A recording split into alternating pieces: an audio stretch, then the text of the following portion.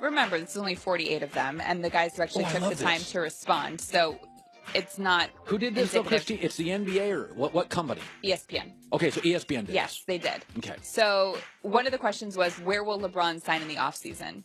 59% of the 48 players polled said the Cavs. That was followed by the Lakers at 22%, and then the Heat, and then other was 12%. Yeah. I'm not buying into this. I think they've got it wrong.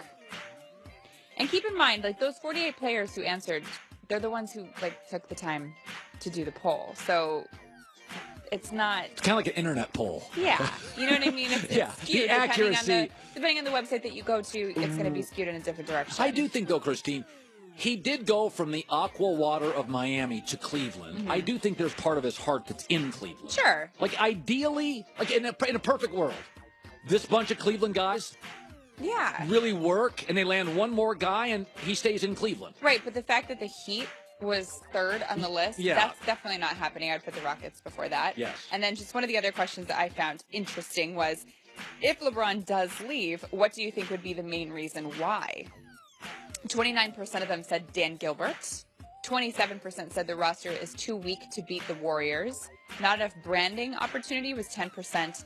And other things that gained votes were he's too old, he's trying to win a championship, looking for something new, looking for a more lucrative contract, he's done all he can do in Cleveland, or, I mean, it's Cleveland. Well, here's the thing. I don't think he likes Dan Gilbert. People I trust, I'm sure you have sources, he doesn't love Dan Gilbert. But you know what?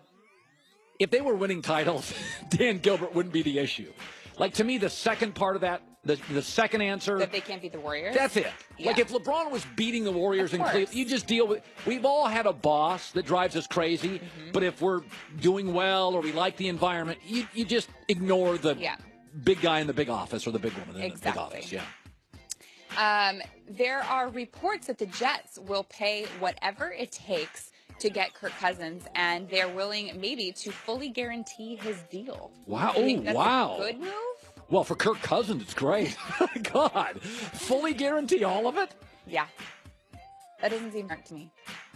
Yeah, listen. Again, it does sound like a Jets move.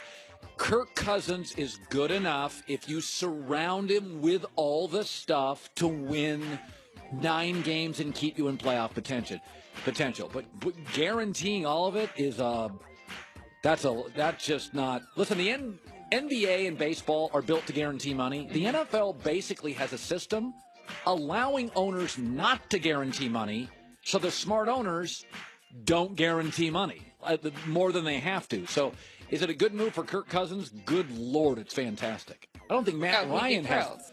Yeah, if I was the Jets, I wouldn't do it. And finally, there's reports now coming out that Rob Gronkowski was saying stuff about retirement weeks before the AFC Championship even. It wasn't even just at the Super Bowl.